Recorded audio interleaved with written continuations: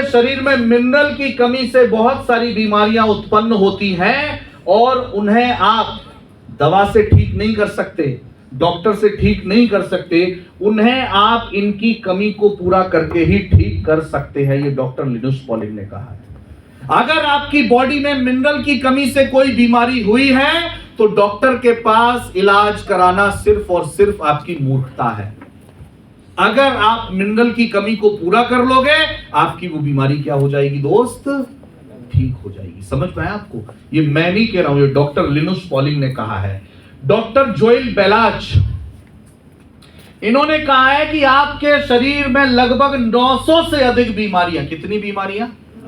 900 से अधिक बीमारियां किसकी वजह से होती हैं? प्रॉपर न्यूट्रिशनल सप्लीमेंटेशन, यानी कि पोषक तत्वों की कमी की वजह से 900 से ज्यादा बीमारियां आपको होती हैं। अब उन समस्याओं को अगर ठीक करना है तो कोई टैबलेट नहीं बना। अगर पोषक तत्वों की कमी को पूरा कर लोगे तो वो बीमारियां क्या हो जाएंगी? खत्म हो जाएंगी। अब सवाल उठता है कि देखिए ये एक चार्ट है, ये मैंने नहीं बनाई, गूगल पे आप देख लीजिएगा। ऊपर लिखा है मिनरल डेफिशिएंसी सिंड्रोम। मिनरल की कमी से कौन कौन सी बीमारियां होती, ये एक चार्ट है। सबसे पहला यहां पे लिखा है क्रैम्प्स। क्रैम्प्स का मतलब होता है मांसपेशियों में ऐंठन या जकड़न। बैठे बैठे पैर सुन्न हो जाना, पैर सो जाना, खड़े होके एकदम पैर की हाथ की नस चढ़ जाना, समझ में आया? अकड़न जकड़न जो भी शरीर में होती है इसको बोलते हैं क्रैम्प्स, और ये होती है मिनरल की कमी से। दूसरा आ जाइए डिप्रेशन। जो लोग तनाव की बीमारी, जिनको तनाव ज्यादा होता है, वो है मिनरल की कमी से। तीसरी बीमारी आ जाइए डायबिटीज। डायबिटीज के लिए भी मिनरल जिम्मेदार है। चौथा आ जाइए डाइजेस्टिव प्रॉब्लम, पेट संबंधी बीमारी मिनरल की वजह से। एक्जिमा, दाग खाज खुजली जो होती है, स्किन इंफेक्शन मिनरल की वजह से।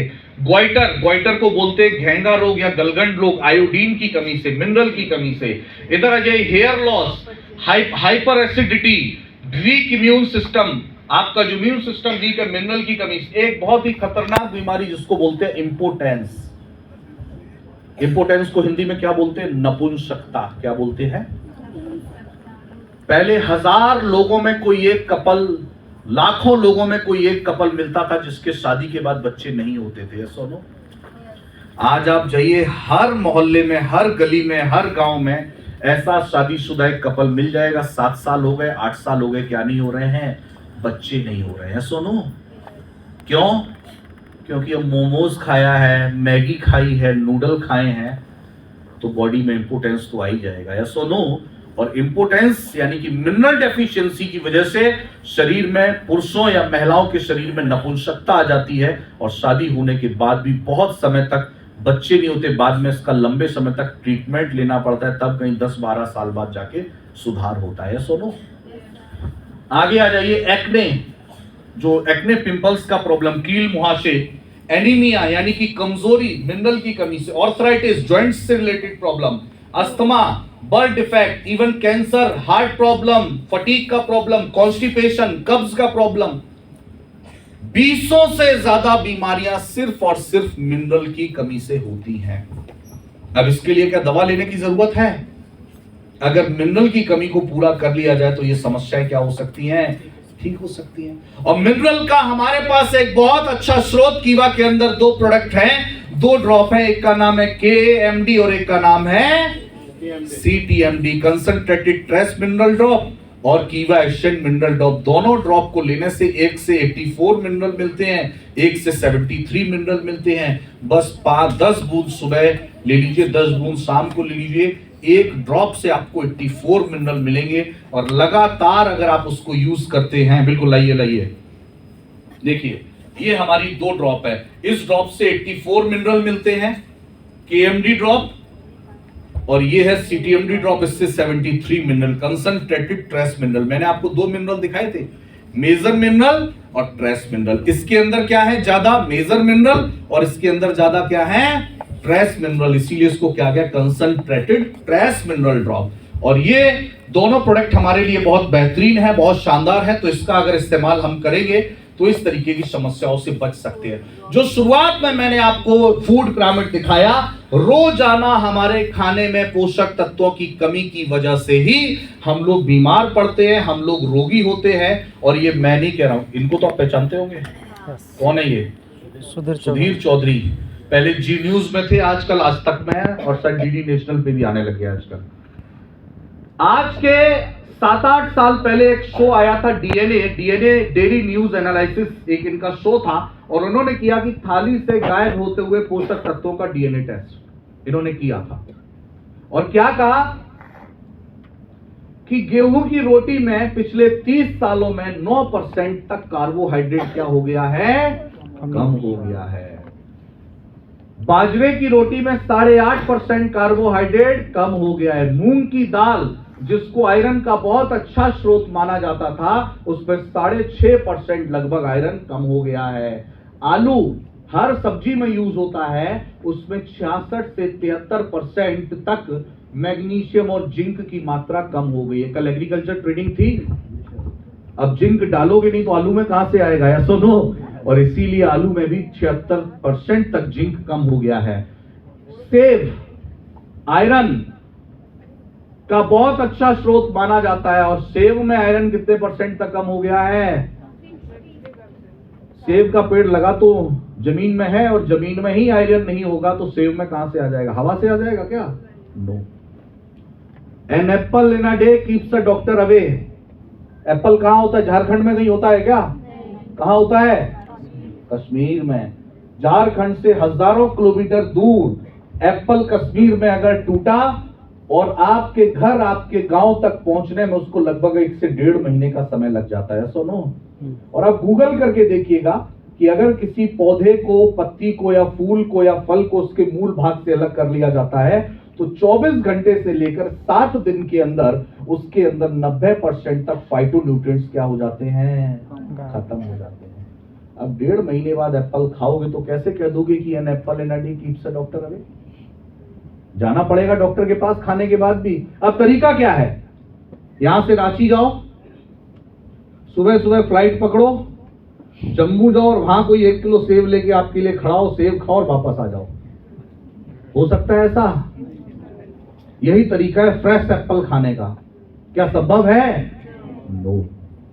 तो इसीलिए आज हमारी मजबूरी है और जरूरी है कि अगर हमें हेल्दी रहना चाहते हैं तो हमें सप्लीमेंट्स का सहारा लेना पड़ेगा। ये सुनो, लोग पूछते हैं कीवा के प्रोडक्ट क्यों यूज करने चाहिए, इसलिए हमें यूज करने चाहिए क्योंकि रोज जम्मू जाके हम सेब नहीं खा सकते।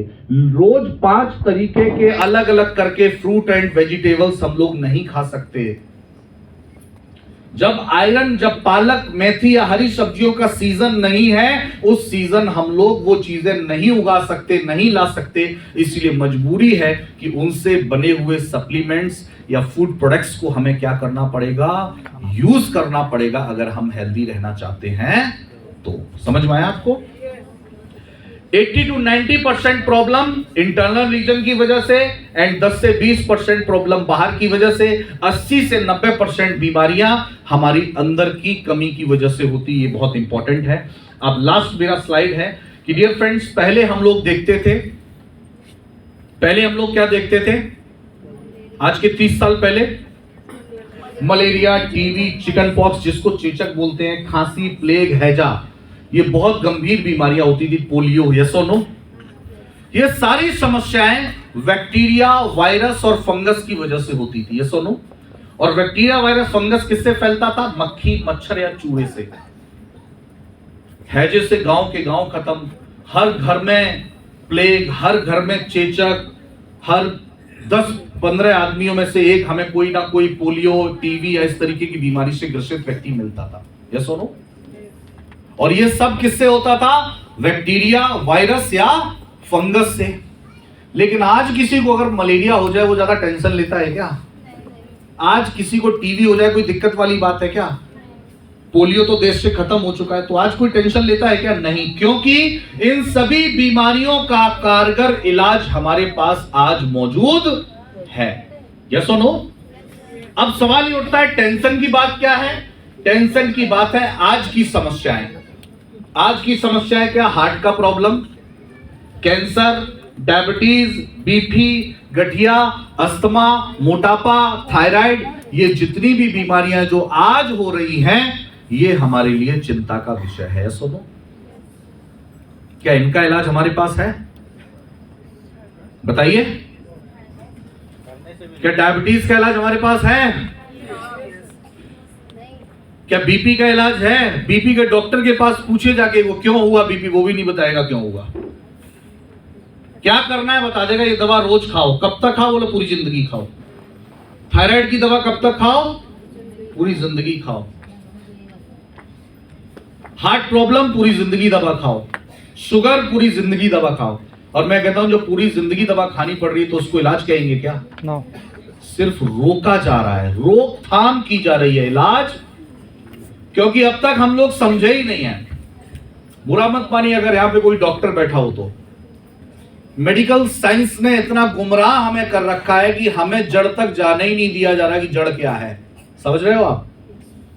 जानना चाहोगे अगले 5 मिनट में? देखिए प्रॉब्लम क्या है हमें समझना पड़ेगा।